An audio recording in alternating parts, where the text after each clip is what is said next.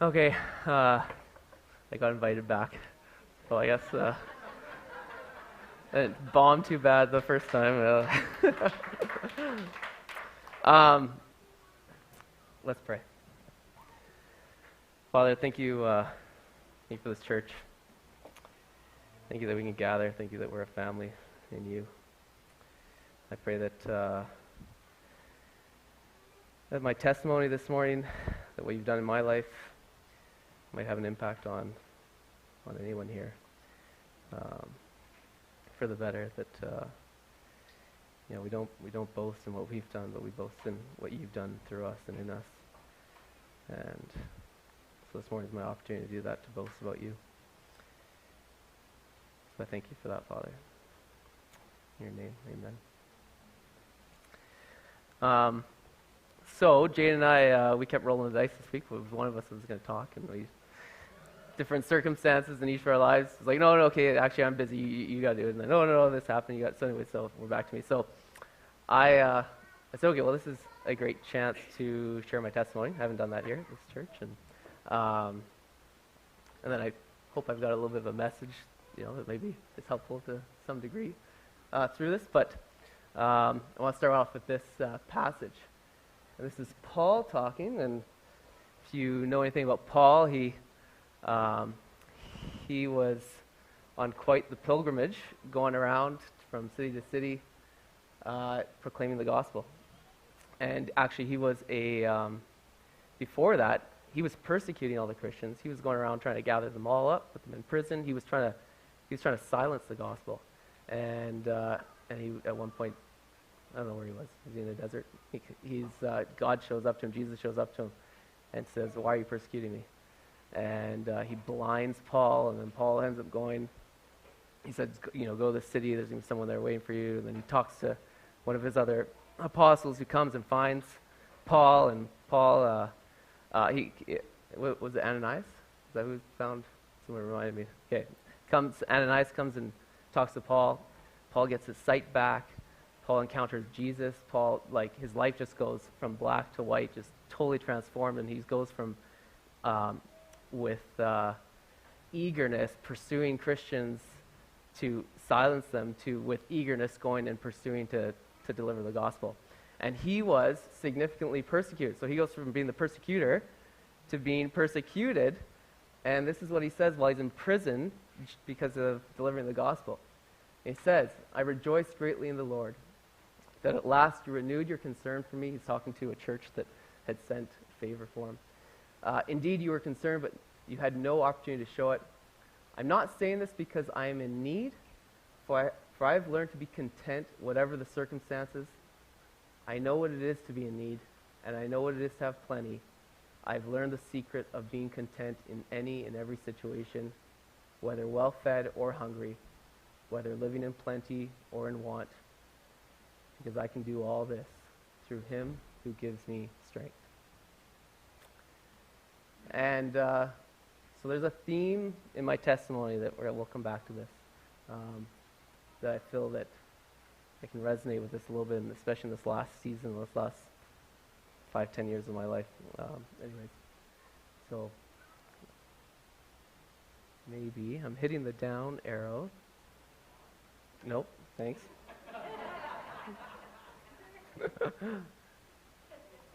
Okay, there I am. A Pilgrim's Progress, so I'd title this. I don't know if you know the book of Pilgrim's Progress. I've been reading the kids' version to my daughters.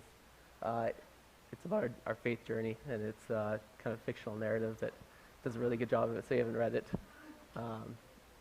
It's sort of like the Harry Potter or Lord of the Rings of the Christian circle, a lot of people read it, it's good. Anyways, I found this picture because here I am with a plane ticket, and it's hard to see. It says credit Scott Simpson. It's a friend of mine, lives in town. You might know their family, but he gave me, I don't know if he won it on a radio show or something. He won a airline ticket for Pacific Coastal Airlines that you could use for whatever their destinations. He just gave it to me, which was so kind, because he, at the time, his health wasn't good enough to travel, and it was worth a few $100s. It was super significant for me. This was in my university days where I didn't have any money, and anyways, it was just a real gift. And I'm starting this out because I'm going to tell you about my little Pilgrim's Progress and about my journey. And this ticket, we don't buy our own ticket. God gives us the ticket. So Scott gave me the ticket for my journey. God gives us the ticket. The Spirit of God has made me, and the breath of the Almighty gives me life.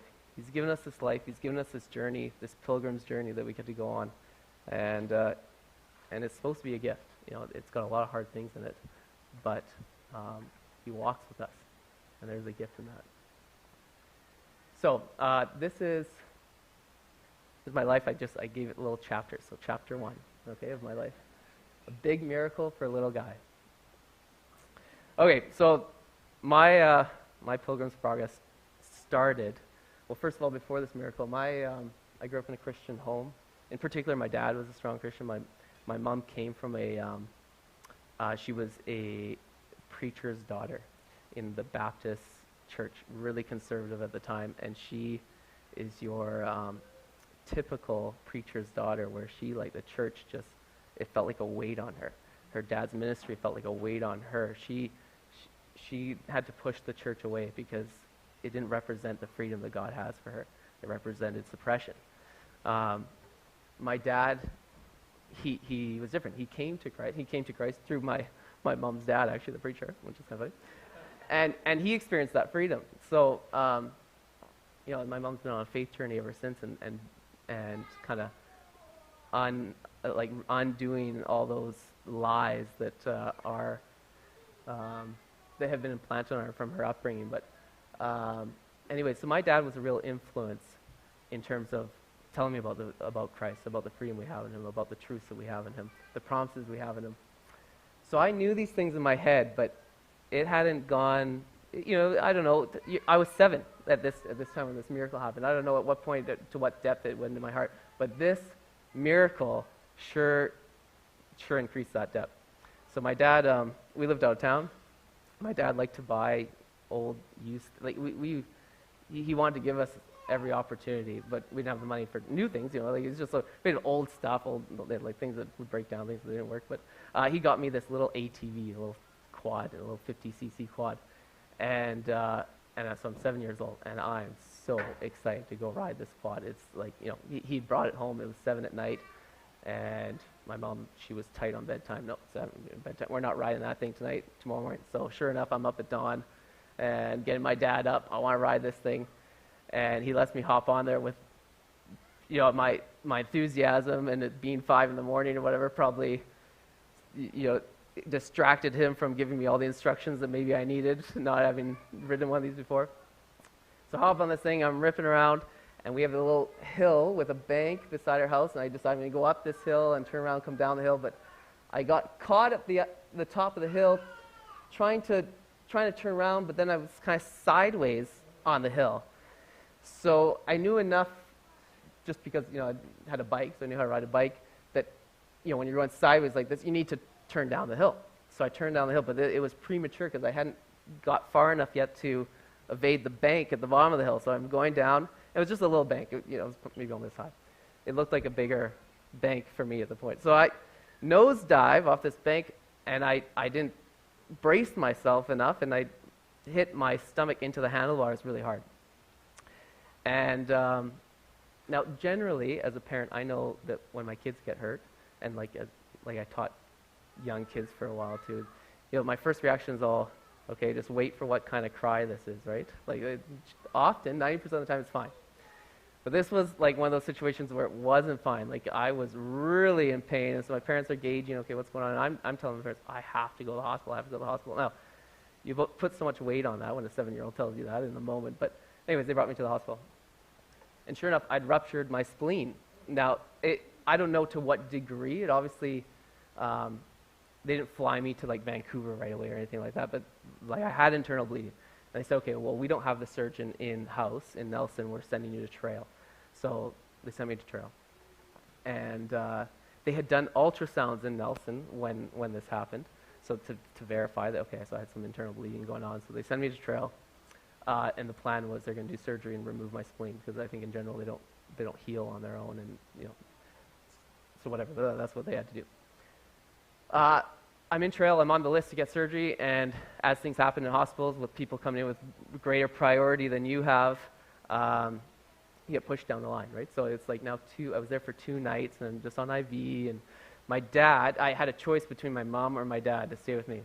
Now, I knew my mom was livid at my dad for letting me ride this ATV and like getting her on the first day. So I decided it was safer to have my dad stay with me than my mom.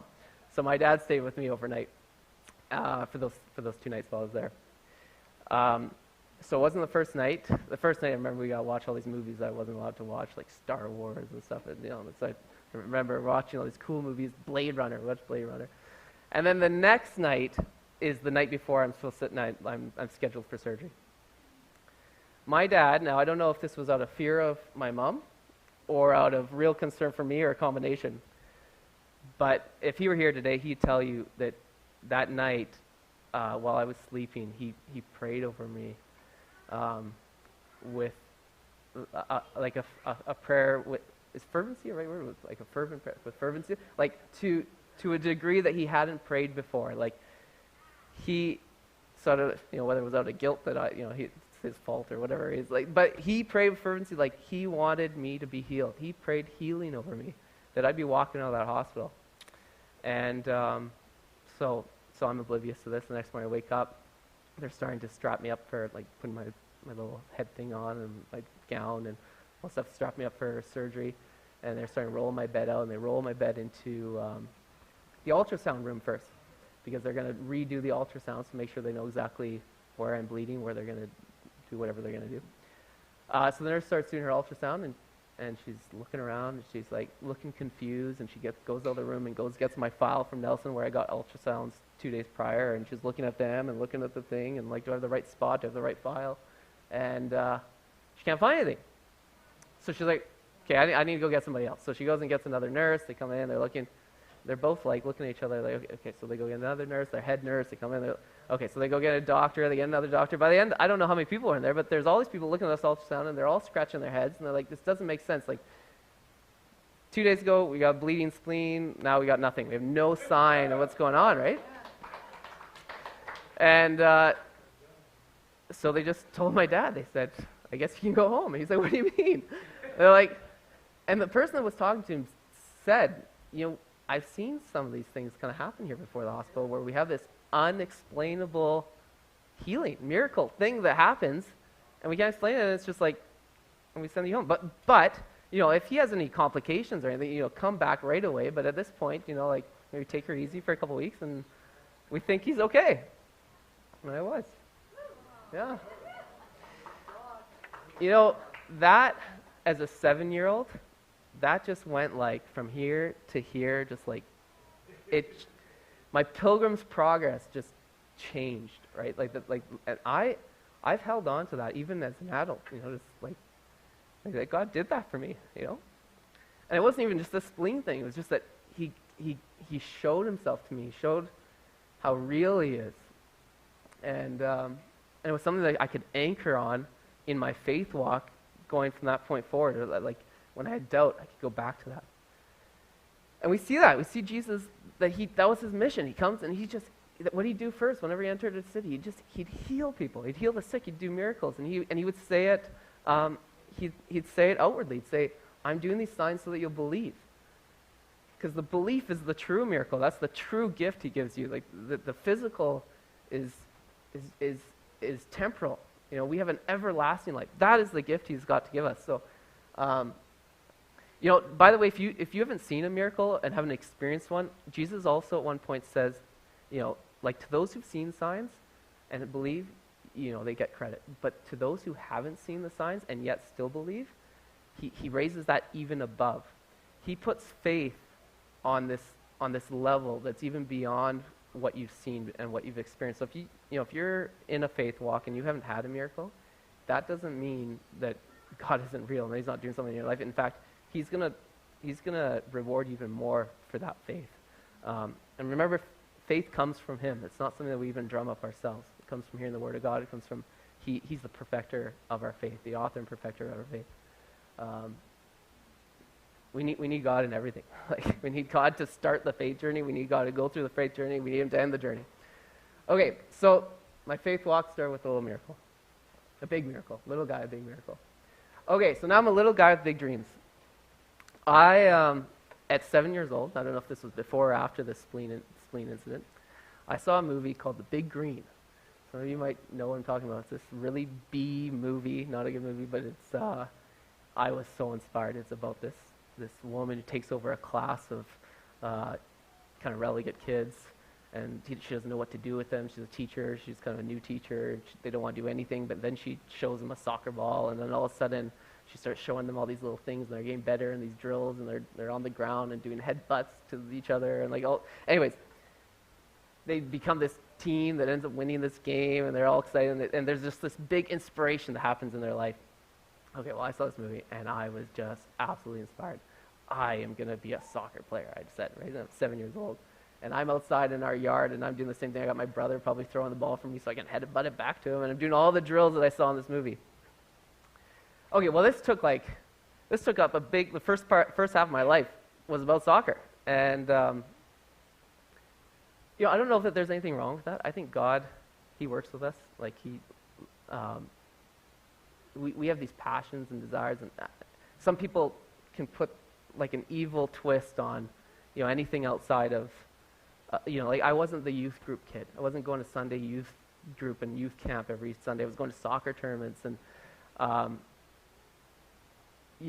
feel like God used this soccer journey in my life to teach me a ton of things. It's whether or not God's first in your life as you pursue whatever you're pursuing, and if God's first in your life, there's going to be life in whatever you're doing. If God's not first in your life and you have this idol that's before God, there's going to be death in whatever you're doing. It's going to bring destruction in your life. It's going to bring you away from Him. So my dad, again, I think he helped me keep God first. But anyways, I was just passionate. I wanted to be a soccer player. That was a big thing. And I dropped out of school in middle school so that I could do school by correspondence. So I could do school half the day and then do soccer drills on my own the other half of the day. My mom was taking me. I'd really support parents, by the way. So if you're not in the same boat, like I'm the minority that way, I get that. But my mom drove me to Kelowna every week for a year and a half. She'd pick me up like at noon from. This was before I dropped out of public school. She'd pick me up at noon at school. We'd drive to Kelowna. I'd have an hour and a half soccer practice. We'd get a hotel room or stay with friends, and then drive back the next morning. She'd drop me back off at school at noon. And they wanted to give me the opportunity to pursue whatever I was pursuing, to work hard, and they saw that, if you're working hard, we'll support it. I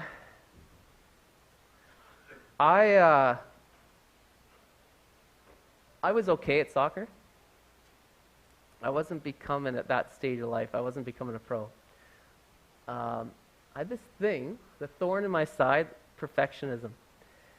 And I was unable to really reach my potential because of my own fears around failing my own expectation of myself. Like actually realizing, if I were to really try my best and then fail and not get to where I'd hoped to get, it was like that would be the ultimate gloom of like not reaching my own expectation of what I think I'm going to be able to do. And so as a teenager, it's interesting going through the ups and downs of pursuing this whole soccer dream and how I knew deep down I wasn't getting there, and yet I had this narrative in my head that I was there, or I was going to get there. And so anyways, I'm going to come back to that because that had implication in all areas of my life. But soccer was the area in my life that was highlighted at the time, and so I was seeing that happen. No. Did I? Okay, so I did eventually go to university.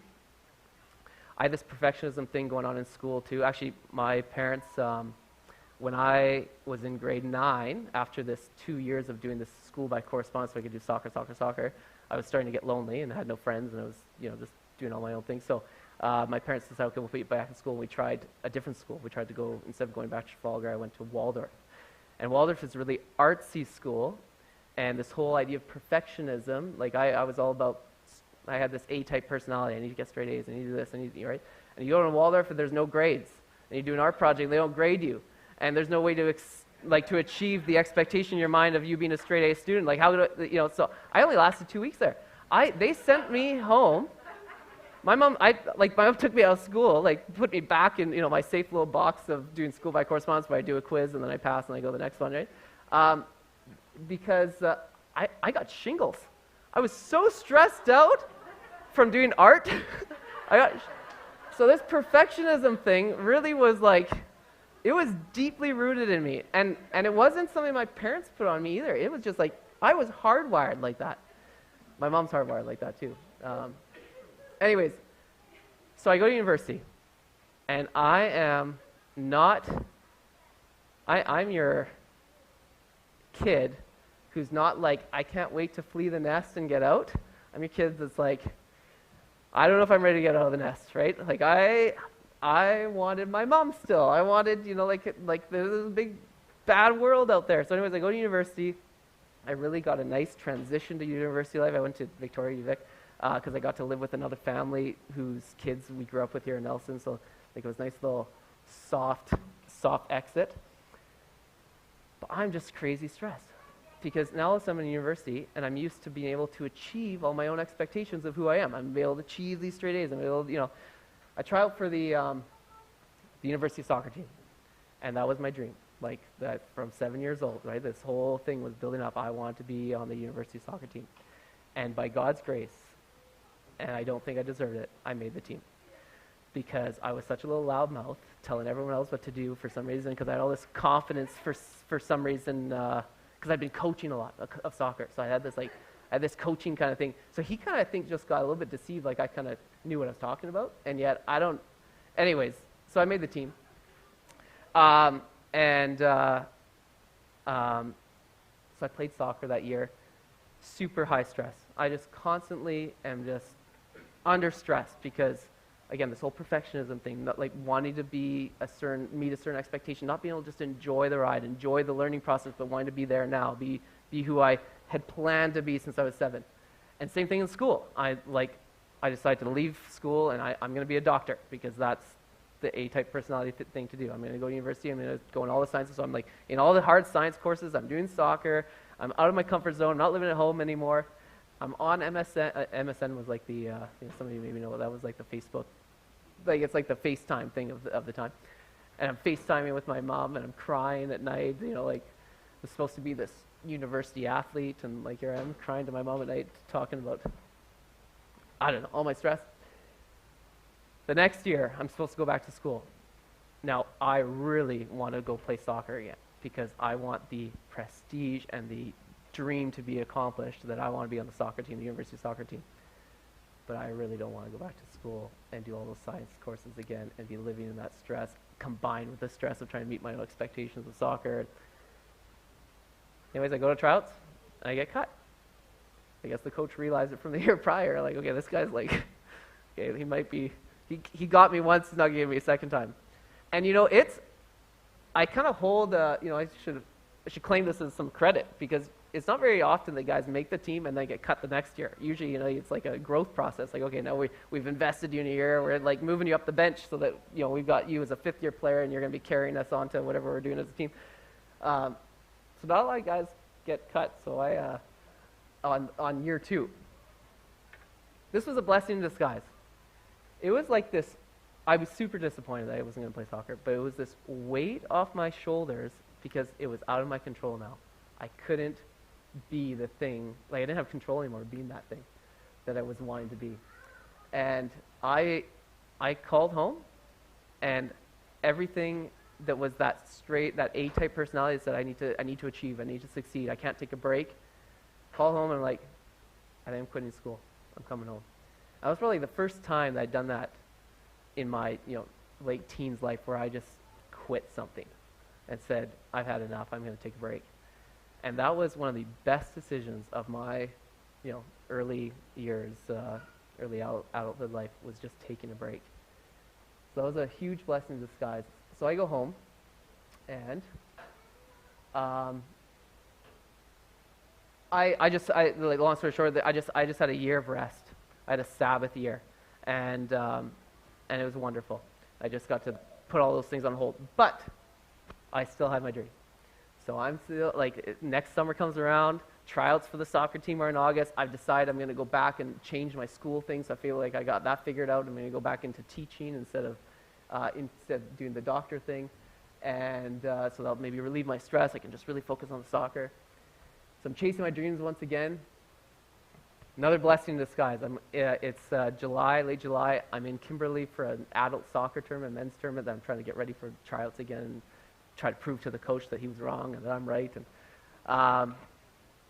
it's the middle of the game. I get the ball. I turn to go towards their net, and I see on my peripheral a guy coming in this way really fast. And I think, okay, I'm gonna trick him. I'm gonna flick the ball over his leg as he comes in to try to tackle me. I'm gonna run past him. So I did that, flicked it over him, and the ball's so in the air. So he's coming to me like this. When he sees the ball get up in the air, he raises his leg up in the air trying to catch it, and he didn't. The ball kept going. And in the meantime, I'm running this way with my leg planted like this, and his foot is right against my knee like that with a straight leg, and we're both running, towards each other.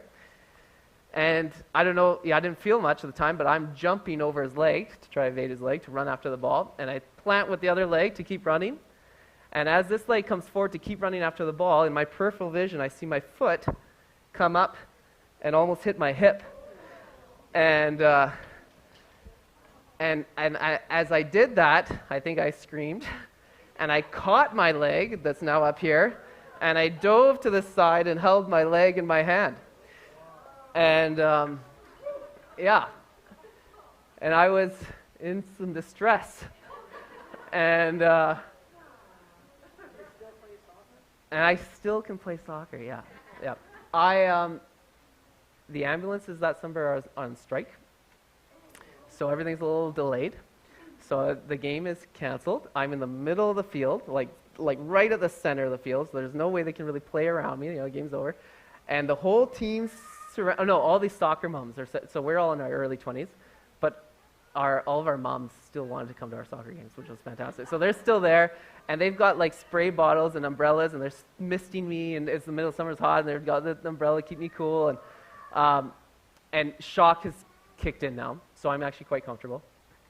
And the teams are having a bit of a battle between the guy that did this. It was totally an accident. Like he did not intend to do this.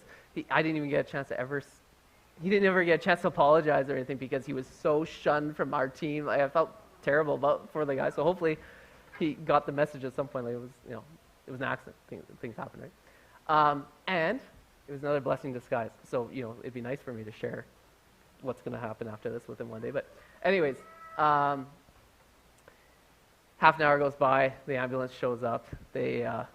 They come, and now, again, a little A-type personality, like, I don't do drugs, I don't drink. They're like, we're going to give you this mask with this medication, and lactic acid or whatever, nitrous oxide, so that we can, I don't do drugs, I told you. Like, I don't know what I had in my, like, they're like, okay, well, look, we'll put this bottle beside you, and you can hold this mask, and if you have a change of heart, you just, put that on there and start sucking back on that thing, right? Because they're like, what we're going to do is we're going to put a strap around your ankle, and we have to pull, because when your bones break, your muscle seizes, and it pulls everything together. They're like, we got to pull it apart, because otherwise the jagged ends of the bone are just going to do more damage. So so they're like, we're going to strap this thing, and they literally have a crank, and they have to crank your leg, and then they put you on the board, and then they tie you down. And as soon as he said that, I was kind of looking open-eyed at him, and I had the mask kind of like ready, and sure enough, as soon as he started cranking, it was like, right? And that stuff is amazing stuff. Let me tell you, like that, you don't feel anything. So now I'm being rolled off on a stretcher, and I'm waving at people. I got my mask, happy to. And so I go to the hospital. I broke my leg. Okay, another blessing in disguise. I was supposed to go back to school, and I've got this like I'm going to be a soccer player thing still going on, and. You can imagine that from my perspective, which may have been a perspective where things are slightly out of balance in my life, that this could have been absolutely devastating. Like, my hopes and dreams are literally from 7 years old to now, like in my early 20s, like there's a lot of investment there, and they're gone. And something happened to me in the hospital that's inexplicable. I had a joy, and it was just a joy that came from inside, a joy that I knew pretty early on was from God, a miraculous divine joy that just sustained me through that whole thing. Like, I did not go down into what I thought would probably happen, like into this devastating, depressive type state. I was lifted up. I was just like, I have this joy. I don't even know where it's coming from. I don't even know what to base on. I have joy. And I just had great people around me too, supporting me, and friends, and it was like, I look back on that period of life, like it took 2 years to recover from that fully, and I just have this joy theme all the way through that period, and it's just amazing to me. I'm amazed by it because that was devastating. So anyway, so here we go, blessing in disguise, because now I go back to university, and I was planning on going back to university, going to tryouts, being a soccer star. It's not happening. Instead, I'm crutching to school, and I'm crutching to, now remember I told you that I was that kid that wasn't the youth group kid. I wasn't going to Sunday youth group doing the Bible camp stuff. I'm crutching to the campus youth, like the young adults campus ministry thing, like the youth ministry. And I start meeting people there. And there was a guy on my soccer team who became a Christian, and we ended up living together. And then, but all these people start surrounding me, and like through this ministry and their friends and stuff. And we all ended up living together, and then a bunch of us, like our house became the hub where we'd all gather. We'd have 20 people over like every night for that whole year. We'd do dinners together. I just had this fellowship that I never had. Now, I had it with my dad. I had it with, but I never had this peer influence fellowship. And I just had this year, and then onwards, the next 4 years at university, of fellowship that I'd never experienced before. And it was like these are like my spiritual teens, what maybe would have happened if I was that youth group kid and not so focused on soccer. And there was just this growth in my faith in this season of life, like where all of a sudden I'm putting God's word into me, whereas before I knew the basics. I knew God healed me from my spleen. I knew He loved me. I had a relationship with Him. I would pray and talk to Him, but like I prayed often to Him about soccer, right? Like now it's like, like we're like going from milk to meat. We're maturing. And what a blessing in my life. And I still got to play soccer. Like 2 years later, I'm fully recovered, and I'm playing soccer in Victoria, and I played actually at the highest level, and my best soccer I'd ever played, playing with all the guys that were at that university level, but playing in the men's league. Like Victoria has a big soccer scene. I still got to fulfill those desires within me and have that while I was there. So now I'm worried. I want to come back to Nelson. So I grew up in Nelson. I want to come back here. I finished my teaching degree, so instead of doing the doctor thing, I became a teacher. I'm really hoping that I'm going to find a job in Nelson. At the time, it was hard to find full-time work as a teacher. Now it's not so much. But that season, like the waiting list was huge. It seemed unrealistic to be able to choose where you want to be. But my family was here. That was super important to me. I wanted to be here. God gave me a job. Cara and Michael Presley, they go to our church here. You might know Cara. Cara was the principal of the Nelson Christian School at the time. And she hired me on a gut feeling. My schooling was for high school math and PE. She needed a kindergarten teacher. She looked at me, she's like, I'm not so much worried about what you can teach or can't teach. I want to know about your relationship with God. That was pretty much her only prerequisite. Like, you got your teaching degree. Okay, that check, box. Okay, now what's your faith like? And she got the feeling that I was sincere, and I was. I'd just come from a real season of like being poured into, and so she hired me. So I have a class of, it wasn't a big class. It felt like a huge class, but just 6 girls. And that was an extremely challenging endeavor for me. But I survived the year. But that year was just, okay, He gave me a job. He gave me fellowship. I started coming back to this church. I went to this church when I was younger. I was coming back to this church. I'm starting to connect with people I hadn't connected with before. He gave me fellowship, and he gave me, I was so becoming in love with having the Word and studying the Bible and discussing this with my friends. I was like, I don't have that at home. I didn't grow up with those friends. All my friends were into soccer, right? I come here, I connect with Lyle, and we start doing his men's group Thursday nights at his place, and I just connect with all these, and we are going deep, and we're going deeper than I've gone before, and we're going more into the spiritual stuff. I've done more of the theological stuff. I'm starting to understand, starting to hear about the spiritual world and what's going on there, and so I got exposed to all that. Anyways, this was just so I'm calling this like batching it in the Garden of Eden. It felt like this newfound freedom I'm walking into. My life isn't consumed with this goal of soccer that's all encompassing. I've got more balance in my life, and I've got all these great variables in place. And then I'm in the garden, batching it in the Garden of Eden. And then came along Eve in the garden. And Melinda and I met here at the church. We knew each other as kids. I don't think she's in here. Anyways, we met each other as, our families knew each other as kids.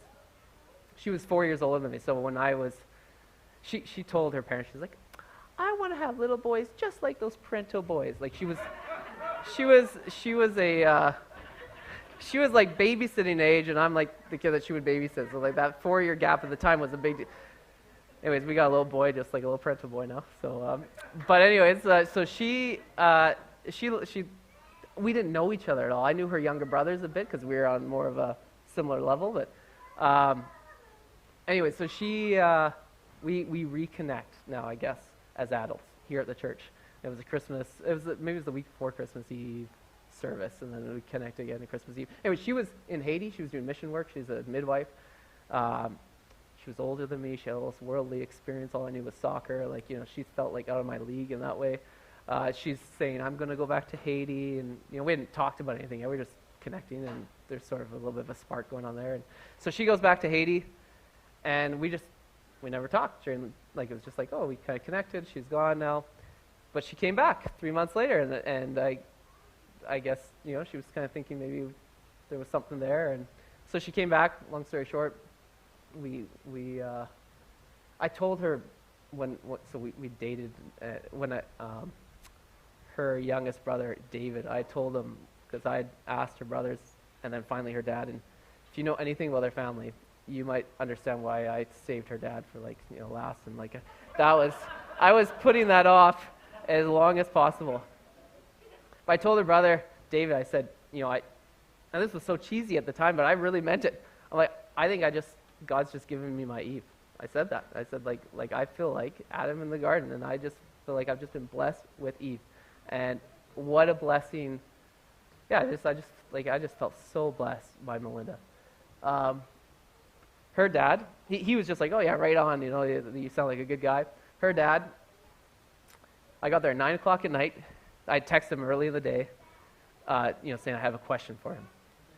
He didn't respond. He responded at 9 o'clock at night. He's like, hey, is it past your bedtime? I said, no. He's like, why don't you come on up here? Okay. So I go up there. He rambled off at me, and I don't know if he's listening right now, but for 3 hours. We covered every topic under the sun about everything, from appropriate to inappropriate.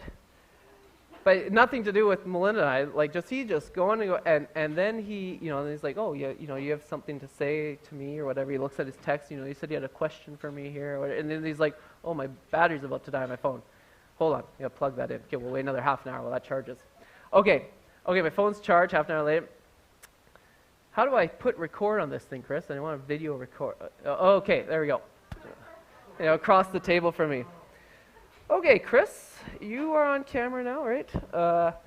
You said you got a question for me. Susan, this is my mother-in-law. Come sit down. Chris has a question for us, right? Anyways, he still did, it still took 20 minutes for him to let me give my question. He just had this big prologue. Anyway, so I survived that whole thing. I'll give you the last part of this. He said, the end of this was, Chris, I was thinking about what you might ask, and I thought that maybe you were going to ask something along those lines, right? I was thinking to myself, well, I'd like to have something funny or witty to say or something. Yeah, I'd like to have some kind of smart comment for you. He's like, I couldn't think of anything. All I can think of is a question that I got for you. Give me one good reason why I should say yes. He's like, not 3 reasons. I don't need like one good reason why I should say yes. Now, I don't know if you know what it's like to be tired and to have not had gotten a word in edgewise for 3 hours, for a period of time, where your brain's only turning but your mouth's not moving anymore, right? Like you like to be able to articulate now, to jump into like thinking under pressure. So now I'm having to come up, I wasn't ready for that. So now I'm coming with this on the spot. I got to come up with the right answer. And again, by God's grace, I think, I don't know if he just inspired me, but I said, I'm thinking of the answer as as my mouth is mouthing the words, right? And I was like, because in my head, because I love her? No, that's definitely not the right answer. He's not going to go for that, right? Because, still thinking, when my love isn't enough, God's will be. That's my answer. Don't know where that came from or how I came over that. But essentially what I was trying to say is that when I'm not good enough for your daughter, I'm going to rely on God to be good enough for your daughter. And he looked at me, and he didn't say anything right away. He let me kind of stew enough. And he's like, Chris, bingo, bango, bongo. That's the right answer. So he said, yes, there you go. I had up here, but I don't know where we're at for time. Am I anywhere? Because I did. Okay. You guys just cut me off whenever. Hopefully we'll get to the part where I actually had my message. But okay. But the serpent still prowls. I want to say this. Just before I asked Melinda to marry me, I had asked God. I was at Lyle's Bible study, and I'm feeling like more open to, or more in touch with the spiritual side now. I think, I've been exposed to this, and I'm thinking, okay, I can talk to God more now, and maybe he might answer me more. And I don't think that's one of my giftings, like the gift of prophecy or the gift of words of knowledge. It's not something I've had it happen on a rare occasion, but it's not something that I operate in. But I was trying to. Nothing wrong with that. And I'm asking God, am I supposed to marry Melinda? And this is this perfectionism thing, like creeping back in. And this, if any of you deal with perfectionism or this A-type personality, it's very easy to go from a relationship with God into a religious, legalistic thing with God, where you're all of a sudden asking him for every move, and you go from sonship into servanthood, into being like a volunteer slave, and because you're trying to do the right thing, right? And I really believe that God has put us in the Garden of Eden with a free will. Like he's given us the tool to go and enjoy the life I've given you, and I'm going to be there and guiding you, but you do not need to hold my hand every step of the way and ask me every question. Your decisions need to be in line with my truth, and I'm going to go with you. But anyways, I asked God, should I marry Melinda? And I heard, no. And I'm like, wait a second, no? What? Like, I'm really... Now, part of this whole exercise is of experiencing or being exposed to the spiritual side of God is discernment. Like we have our own busy minds. We have the enemy trying to say things to us. We have all sorts of things going on. No? What? No? And I'm freaking out. And out of obedience to God, I need to tell Melinda. I'm like, I was just praying about this, and I think God told me no. And Melinda, being 4 years older than me, wiser, she was freaking out a little bit on the inside. She told me that later, but she's like, I don't think that was God. What confidence and discernment be able to tell me that? Like, no, I don't think that was God. Oh, you don't? Really? Yeah, I'd pray about that a little bit more. So I started praying about it a little more, and I'm just getting nothing. Like, there's am I supposed to marry? Nothing. Okay, this whole, coming into manhood piece, I felt like this was a lesson in life. I just basically one night said, after a week of getting nothing, you know what? Wait, screw it. I'm going for it. I can't see a reason biblically why I shouldn't go for it. I'm going for it. And as soon as I made that decision, it was like God saying, you made your decision, I will come alongside you now, and I will bless that decision. And it was just like my heart just felt it, like, boom, yes, I'm in support. And that was a huge turning point for me in terms of how I relate to God after that, because that perfectionism, the lens, the filter that I have, I'm afraid to do things without his approval. And now I feel like I've been free to that. It's like, God, I'm going to keep going, and I know you're going to catch me when I make a bad decision. You're going to turn me, you're going to steer the ship a different direction. Anyways, so I said the serpent still prowls. Like, the enemy is still, he's that perfectionism, that thorn in my side. It was still working in different areas of my life. Anyways, chapter 8. The valley of the shadow of death. Marriage. We go from dating, honeymoon, like, just can't wait to get married, you know, like. And then our first year of marriage. Not what I anticipated. Not only so, but we also glory in our sufferings, apparently. Because we know that suffering produces perseverance. Perseverance, character, and character, hope. Okay. 11. What time am I supposed to be done? I never paid attention. Okay, you guys are still with me? Because this is where this is actually the point of my message, as we're getting into it. Okay. Our first year marriage was, for me, really hard. I had all these expectations of what marriage was going to be like. I was operating in codependence. Like, I needed relational, like, validation, closeness. Like, I didn't have a security about myself, this perfectionism piece. Again, I needed all that approval, that validation. And Melinda comes from a family where it's the opposite. We're totally we know who we are, and we'll tell you exactly what we think of you, and don't let it bother you. So why are you taking that personally? You know, like, our family's the opposite. We beat around the bush. Maybe one day we'd be like, you know, that thing you said 3 weeks ago kind of hurt my feelings, right? Like, it's just, I was different cat than my wife. And I'm struggling because I'm just feeling, and I would do that thing where, like, I have hurt feelings and I shy away. I'm not saying anything, like silence treatment. And her family's like, you got a problem? You let them know right now, however blunt it is, you get over it and then you move on, right? So when she would do that with me, she had a problem, boom, it would shut me down. I have hurt feelings and now I can't say anything. And when I would have hurt feelings, I'm just like shying away, and she's like, what's his problem? You know, she doesn't even know what's going on. We had a really challenging first year. And but that is the best thing that has happened to me yet, is that tough year. There's two groups to really help us through this. And this is, I call this my spiritual teenagehood to manhood. It felt like that thorn in my side was holding me in teenagehood. It was holding me in this level of maturity in my faith walk that I couldn't move beyond. And marriage, like, totally exposed that. And the first thing that we did is Abby Napora. Is her last name Napora still? I don't know. Anyways, Tamara's like our new Abby, like, in my mind. She's like the Abby of the church. Abby at the time before Tamara, you know, like, counselor, really convicted speaker, like, just full of wisdom. She did our premarital counseling, so she was the first phone call. We're struggling. We're really struggling. And there's this verse, Paul says this, do not conform to the pattern of this world, but be transformed by the renewing of your mind. Then you will be able to test and approve what God's will is, his good, pleasing, and perfect will. Abby was in the business of your mind getting rewired, because you can operate in a lie, and it can be so ingrained in you, even from birth, that you can be changed by your own renewing of your mind, by understanding what the truth is, what Jesus has said, what God has said, and it can change you.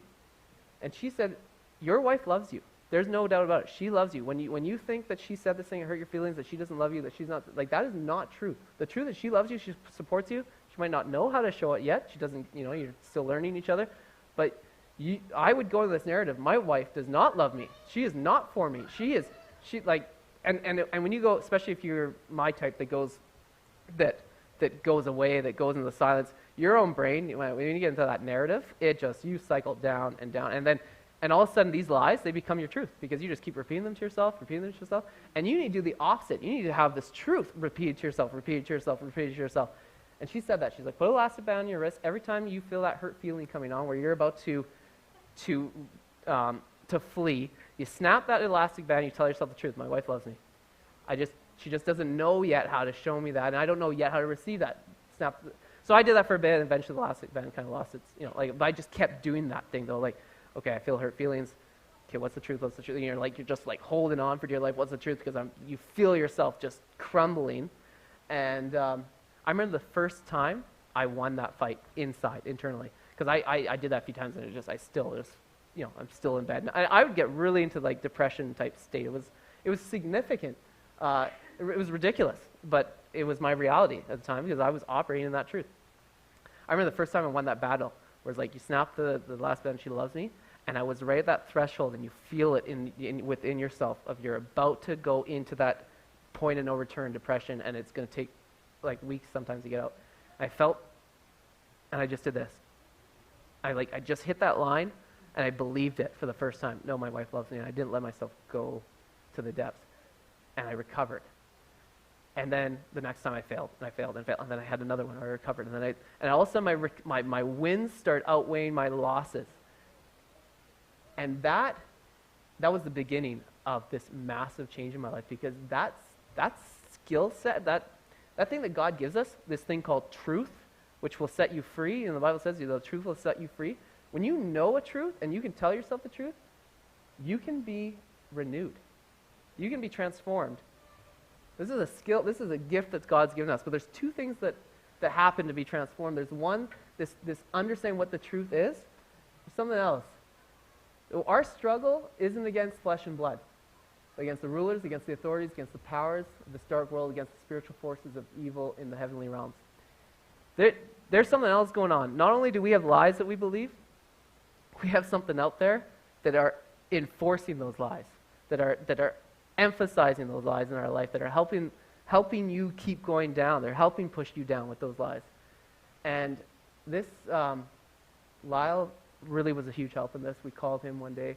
Michael and Cara, they helped us with this, and really going into the spiritual side of this, praying into this, like what is suppressing you?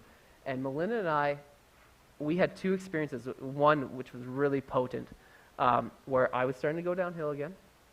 Same thing as the same cycle, starting to get depressed, feeling hurt feelings.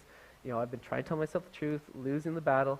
And Melinda, and it was really easy for my wife to get hurt feelings over I'm just talking about my experience. Like, imagine her, she's getting the silence treatment. It's like she keeps failing me. Like, she thinks, like, what have I done wrong? She's starting to get frustrated. She's starting to get angry. This is amazing that she responded this way. She comes to me and she's like, I'm going to pray over you.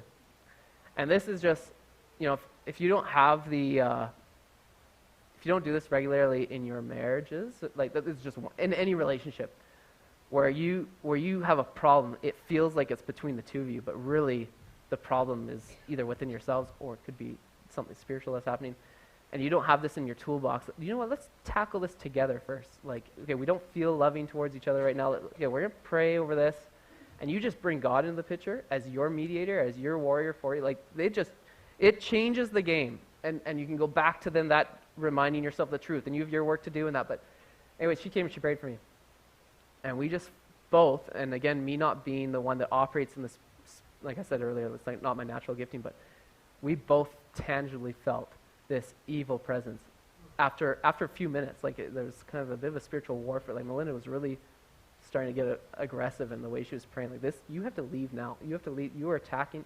And we both felt this thing come off me and leave. And it left the room. And it was like this cloud lifted. Like, you couldn't see clearly, and now I can see clearly, and I can see clearly enough to tell myself the truth and to be able to receive it. So there's two elements at play. There's our own lies that we allow in, and then there's the enemy, and he comes in and he keeps pushing those buttons. And when he's not there, it's easier to tell yourself the truth. So I just want to encourage you that way. That is our first step of battle, is to come together and pray, and that's hard to do when you're in conflict with each other, especially in a marriage, because that's the last thing you want to do together in that moment, right? Okay, so I'm chapter 10. There's only 10 chapters in my story, so we're getting there. Chapter 10, a newfound joy and freedom in marriage and beyond.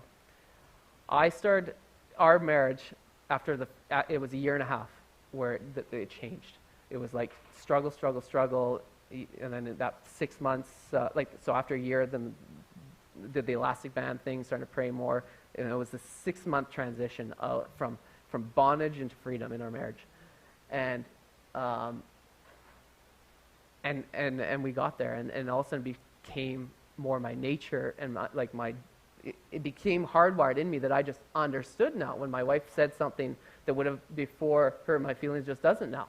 And just because I continued to tell myself the truth, and it became my truth and became what I walked in. But this taught me something for a lot of other areas of my life. And remember this perfectionism piece. I hadn't tackled that yet. That was a lie that I was operating in that I didn't understand yet. And I just want to read this. So from God's gift of joy. So I had experienced God's gift of joy when I broke my leg. That was just a supernatural joy. Boom, I got hit with joy. It was inexplicable. But we get this joy, this freedom through these two things. And it's these two things here. We have this joy in God through Jesus, and it comes from knowing Him and knowing about Him. Okay, knowing Him, being in relationship with God. That joy, it comes from Him, like it happened to me with my leg. But when you are constantly walking with God, that joy it dwells up from inside you. But the other thing is, we get to empower that joy, facilitate that joy when we know about our God. Because when we know about Him, what do you know? You know He's the truth, the way, and the life. You know His truth, His promises, His what He declares over your life. And we can then repeat those truths to ourselves. And we can hardwire them into ourselves. And it frees us. And I just this journey in marriage, it just opened up these doors to all these other areas of my life where I started tackling them and getting freedom in all these other areas. And joy started arising in me, and from within. And I just want to give you, okay, this is not I did not go in the Bible and handpick these all. I'd like to have more, like to say I did this more intelligently. I did a Google search. I'm verses about joy, right? So I'm going to just read some for you because the first part, joy comes from walking with God. And here's verses that all back that up. Okay, Romans 15:13. May the God of hope fill you with all joy and peace in believing, so that by the power of the Holy Spirit you may abound in hope. Galatians 5:22-23. But the fruit of the Spirit is love, joy, peace, patience, kindness, goodness, faithfulness, gentleness, and self-control. Against such things there's no law. The fruits of the Spirit, the more you walk with God, the more they grow in you, and one of them is joy. Until now you've asked nothing, John 16, until now you've asked nothing in my name. Ask and you will receive, that your joy may be full. Isaiah 9:3, you've enlarged the nation and increased their joy. They rejoice before you as people rejoice at the harvest. 1 Peter, though you have not seen Him, you love Him, and even though you do not see Him now, you believe in Him and are filled with an inexpressible and glorious joy, for you're receiving the end result of your faith, the salvation of your souls. Isaiah, and those the Lord has rescued will return. They will enter Zion with singing. Everlasting joy will crown their heads. Gladness and joy will overtake them, and sorrow and sighing will flee away. And I have more here, but they just go on and on. You walk with God, He fills you with joy. It's not something you have, okay, we got joy and we got happiness. And maybe you've already heard this before, but happiness is something we can pursue. You can have something happen. It's an external thing that happens. You get filled with this emotion, this sense of happiness. But you can have happiness and have internal turmoil at the same time. You can be internally just spewing and have a happy moment.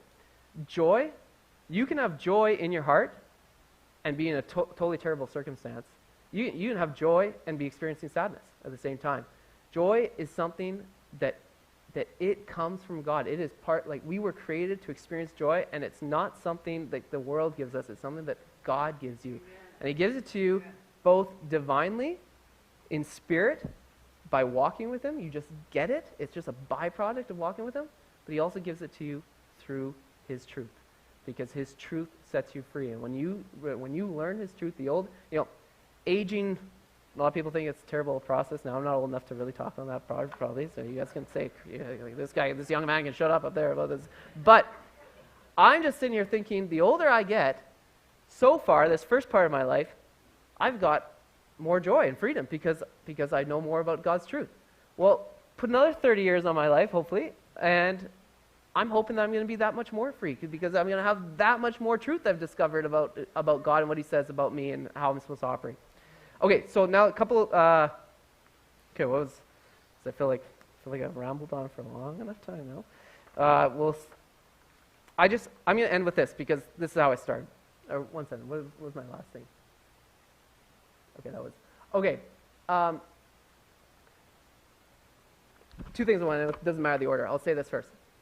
Last verse, John 8:31-32. So Jesus said to the Jews who had believed him, "If you abide in my word, you are truly my disciples, and you will know the truth, and the truth will set you free." When we abide in his word, and I looked up abide's got a couple of different parts to it. Abide is not just to follow his word, but it's to dwell in his word, it's to know his word, it's to act out his word. Like abide kind of carries all those actions. It's like you are actually doing it. It's an action that you are walking out his word, walking out his truth. You're knowing it, you're putting it in, you're dwelling in it. When we do that, we will know his truth, the truth will set us free. But lastly, I want to read this to you. I quote to you a verse at the very beginning, and it was Paul, and Paul was talking about how he's learned to be content in all things. And he's learned this, and he said, "I can do all this through him who gives me strength," Jesus.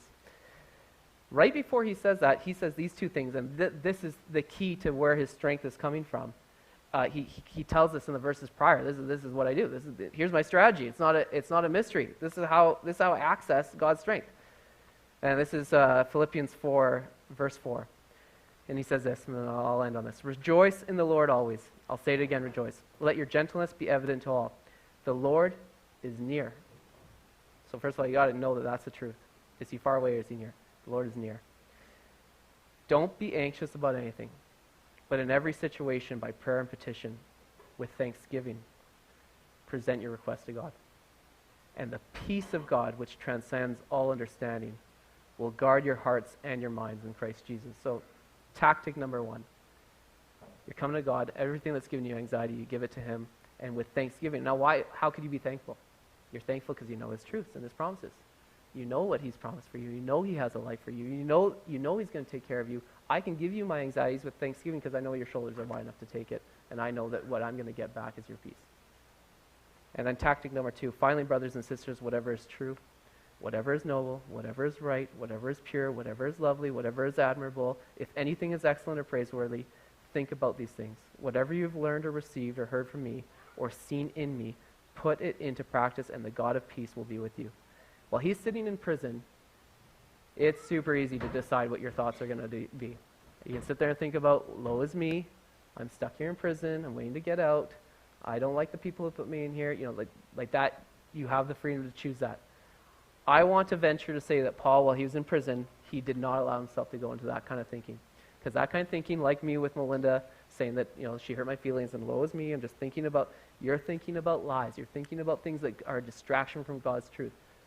I would say, while he's sitting in prison, he's thinking about all these churches he's been talking to. He's praying for them. He is thinking about God. He's thinking about his truth. He's thinking about his promises. He's thinking about the purpose that God's put in his life, why he's doing what he's doing, why he's in prison, what God's got for him, that God's in control, not him. When we start thinking about all these truths, we are just being built up. It's very easy to start thinking about lies and start being built down. So, I'll leave you with that. Thanks for having me up again. And maybe I'll just close in prayer. I don't know if Lal's singing again or if we've gone too long, but anyways. Thanks. Anyways, Father, thank you so much for what you've done in my life. Thank you for the joy and the freedom, that especially in these last few years that you've given me in my life. Father, I want to impart that and pray that for everyone here. If there's any areas that people are experiencing here today that they are not free in, that there's a lie that they may be even unaware of, Father, that you would expose that lie to them, you would show them your truth that you have for them, you'd show them the freedom you have for them. Father, would you I pray your freedom, I pray your life, your fullness of life over this congregation, over everyone here, everyone listening. Father, thank you that you are the author and perfecter of our faith, that this life, although it can be hard at times, truly is a gift, because you are shaping us and you are bringing us closer to you. Thank you, Father. Amen.